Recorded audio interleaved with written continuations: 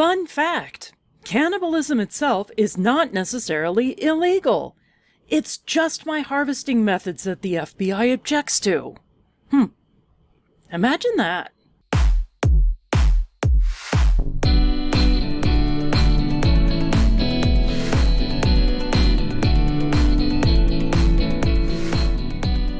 Welcome to another edition of Donna Shannon's Coyote Tales. I am, in fact, Donna Shannon. In other lives, I've also been known as Donna Coyote and all the rest of that, so that's where that crazy-ass name comes from. And I'm really excited to talk to you today, but we have a rather serious discussion about death. Yes, death. It's a serious thing that we all are going to face. And recently, within the past few years, my husband Ryan and I actually put together our funeral plans. And you know what? It was so much fun. I swear. Oh, you haven't done this yet? This is so much better than planning a wedding. After all, nobody is going to call you Corpsezilla. You can get whatever you want, however weird you want, if you're willing to pay for it. And even if they do call you Corpsezilla, what do you care? You're dead. Winner all the way around. So when we were doing these pre-planning funerals, they walk you through the options, and usually everybody's like, well, here's like this Cadillac of funerals, but nobody would ever get this, especially if you're doing cremation like you're looking at. And we're like, oh no, yeah, we totally want that. We want the Pharaoh treatment. But you can't really get embalmed. Embalming is fine. Not necessarily turning you into a mummy. That's a little bit harder to get. So we are getting the full embalming, full viewing, full funeral, and then we're being cremated afterwards and putting in really nice urns, and then it's up to everybody else what they want to do with the ashes. So now, just so you know, there's some interesting add-ons that you can get with any funeral plan. One of my favorites are the lab-created gemstones. So what they do is they take the cremains, that's what your ashes are after you're burned, cremains, and then they can turn them into lab-created gemstones. So ladies, even when your husband is dead, you can still get diamonds out of his ass. Zales, when you care the most to die the very best. I don't think Zales is going to do that. Here was one that I thought was a little strange, even for me, is cremains paperweights. Yes, so you could have the cremains put into a paperweight and you could keep it on your desk. Now, I just imagine that that is definitely going to end up in the Goodwill someday, and totally somebody's going to be haunted by old Aunt Martha. Now, we did ask about tattoo preservation. This is a real thing that you can get done. It sounds exactly like what it is. So they like skin the part of the tattoo, they tan it, and you can have it like mounted in a picture frame, or you can make it a wet specimen so it's in a jar with the preservation fluid. I personally want to get the lamp. Yeah, go ahead and turn my tattoos into the lamp. They're going to call it the Ed Gein Special. But you know that's going to get haunted for sure.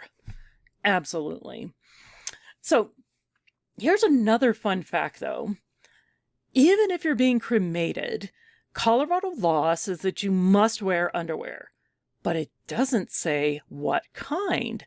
So guys, if you want to go full Dr. Frankenfurter with the lingerie under your suit, you totally can. Only your significant other, the funeral director, and the mortician will know. Carry out those fantasies. I mean, we had so much fun planning our funerals that I ended up buying one for Mom as well. Now, I did kind of go the cheap route here, I admit it. It's just literally a cardboard box so that, you know, we kind of burn her with the autumn leaves. But there is another unique service that comes along with this. You can actually watch the body as it goes into the crematorium. So that's cool. But Ryan was like really into that one. But I think his music choice of playing Ding Dong, the Witch is Dead as she goes into the flames is just might be a little bit too much. Yeah, just a bit too much.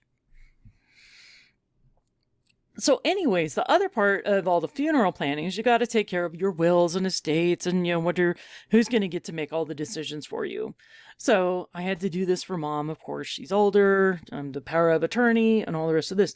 But I think Ryan was just a little bit too eager to be listed as one of those decision makers when things go medically wrong. I could just picture it, man.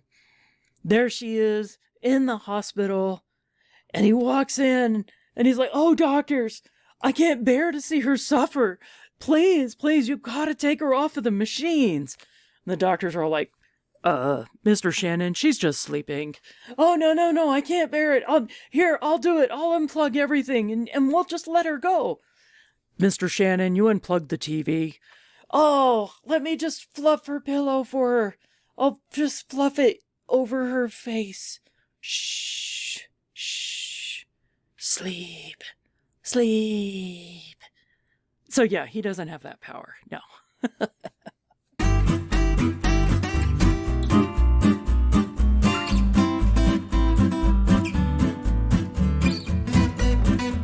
So actually, I am no stranger to death in my life. Ryan is actually my third husband. I didn't kill the first one, he just divorced me.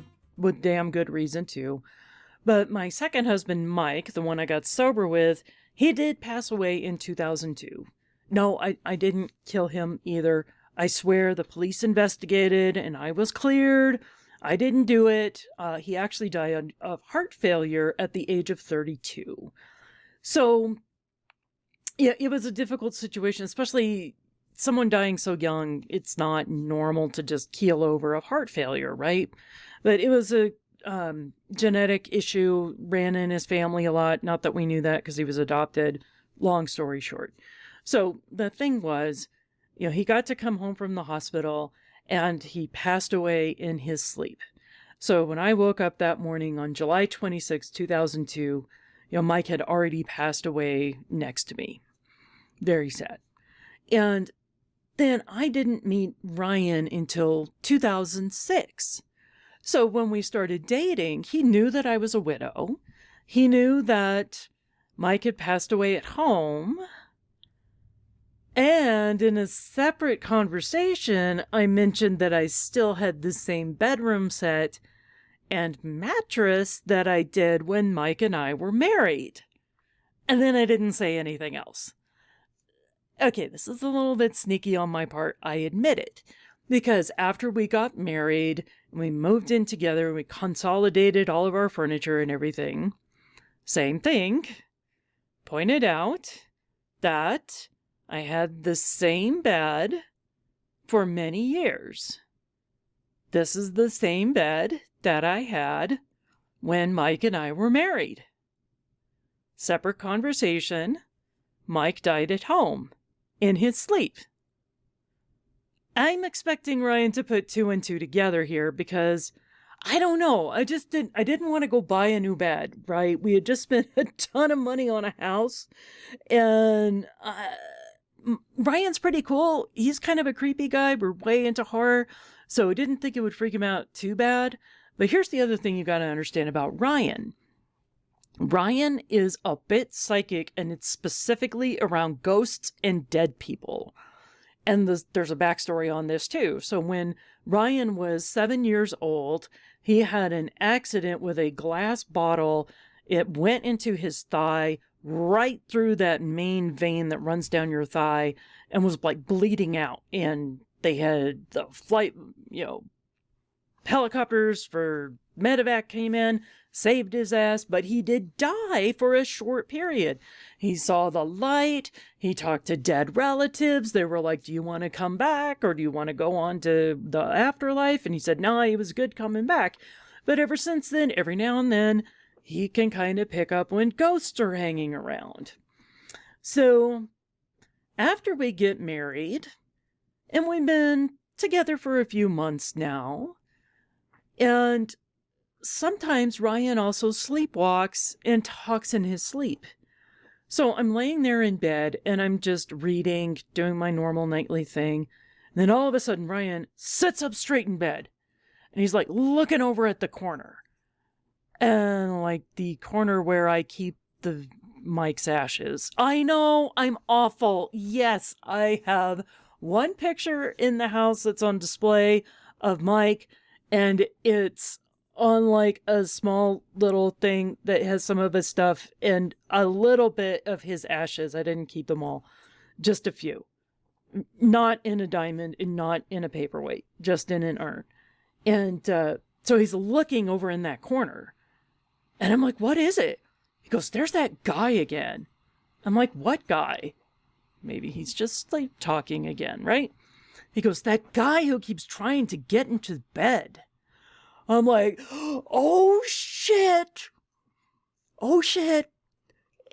Fucking Mike is haunting Ryan, because not only are we sleeping in the bed that Mike died in, Ryan is sleeping on Mike's side of the bed. And so apparently for weeks and weeks and weeks, Ryan was seeing a shadow figure guy straight up trying to crawl into bed on his side of the bed. I'm like, oh fuck, honey, I am so sorry. Yeah,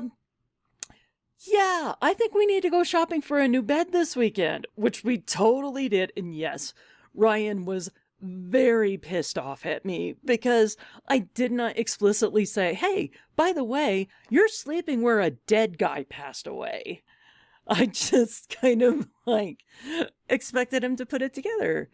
Same bed. Mike died at home.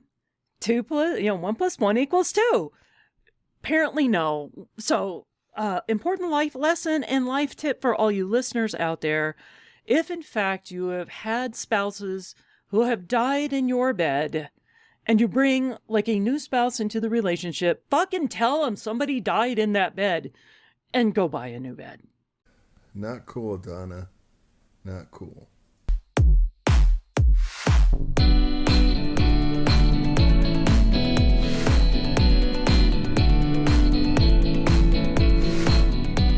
All right, that is everything that I have for you today. Believe me, we will have more ghost stories, I'm sure, later on, because Ryan sees shit all the time. It's quite interesting. And if you happen to like what you're hearing here, give us a like, give us a follow, give us a comment. If you don't like it, keep it to yourself, because the world's a harsh enough place as it is, and don't be mean. Thank you very much, and good night.